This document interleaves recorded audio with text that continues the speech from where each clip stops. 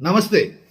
మనం ఎవరికైనా భూమిని తాకట్టు పెట్టి జీపీ చేసి ఫైనాన్స్ తెచ్చుకుంటే అది కట్టకపోతే ఆ భూమి పోతుందా లేదా?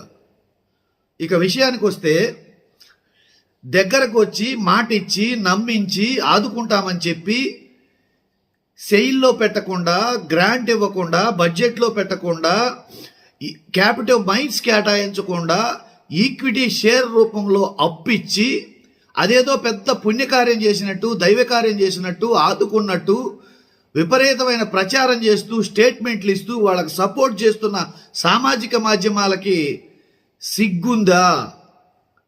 ఏమన్నా దిమాకు పనిచేస్తుందా? అంటే మీరు చేసే మోసాలు ప్రజలు గ్రహించట్లేదు అనుకుంటున్నారా? దీన్ని వెన్నుపోటు అనరా, మోసం అనరా, నమ్మక ద్రోహం అనరా? ఈ మాత్రం ప్రజలకు తెలియదా?